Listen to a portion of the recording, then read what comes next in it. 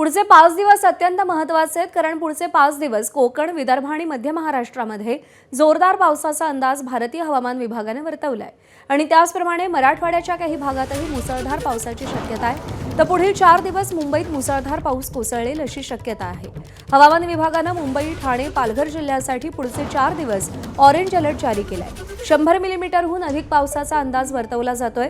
तर 3 ते 7 जुलै दरम्यान महाराष्ट्रात सर्वदूर पावसाची शक्यता आहे। बंगालच्या उपसागरात पुन्हा कमी दाबाचं क्षेत्र तयार होत आहे, त्यामुळे पाऊस परत येण्याची शक्यता आहे। या कालावधीत महाराष्ट्रातील सागरी किनारपट्टीवर मुसळधार पाऊस पडेलच, पण त्यासोबत विदर्भ आणि मराठवाड्यात देखील ऑरेंज अलर्ट असेल।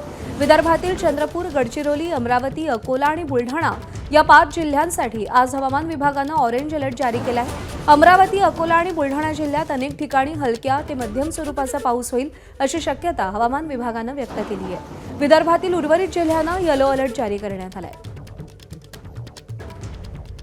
दरम्यान हवामान विभाग शास्त्रज्ञ SD सानप यांच्याशी आमच्या प्रतिनिधींनी बातचीत केली आहे, पाहूया। आपल्या सोबत हवामान विभागातील अधिकारी SD सानप सर आहेत।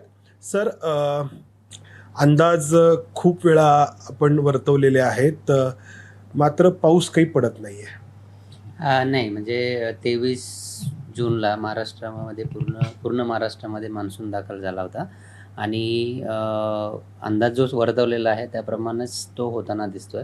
फक्त प्रश्न असा आहे की त्याचं डिस्ट्रीब्युशन त्या प्रमाणात नाही आणि याच्या आधीच्या ज्या वॉर्निंग्स दिल्या गेलेल्या आहेत त्यासुद्धा त्याचप्रमाणे आहेत। येणारे 5 ते 7 दिवस महाराष्ट्रातील बहुतांश ठिकाणी चांगल्या पावसाची शक्यता आहे। स्पेशली 3, 4, 5 आणि 6 जुलैला महाराष्ट्रातील बहुतांश ठिकाणी पाऊस पडण्याचे चान्सेस जास्त आहेत आणि तो बऱ्याच ठिकाणी पडेल असा अंदाज आहे। म्हणजे जुलैच्या सुरुवातीला कमी दाबाचं क्षेत्र कुठे बंगालच्या उपसागरात तयार होत आहे? बरोबर, बंगालच्या उपसागरामध्ये 3 तारखेला एक कमी दाबाचं क्षेत्र होण्याचे चान्सेस आहेत आणि त्यामुळं ज्यावेळी बंगालच्या उपसागरामध्ये एखादे कमी दाबाचं क्षेत्र तयार होतं त्यावेळी मान्सूनचे वारे अरबी समुद्रात सुद्धा स्ट्रॉंग होतात आणि त्यामुळं कोकण किनारपट्टीसोबत बरोबरच इंटेरियरमध्ये सुद्धा चांगला पाऊस होतो। जसं मी सांगितलं की कमी दाबाचं क्षेत्र ज्यावेळी 3 तारखेला बनेल त्यावेळी महाराष्ट्रातील काही ठिकाणी आपण बघू शकतो की ऑरेंज अलर्ट पण विदर्भ आणि मराठवाड्याच्या काही ठिकाणी दिला गेलेला आहे। त्याचबरोबर कोकण किनारपट्टी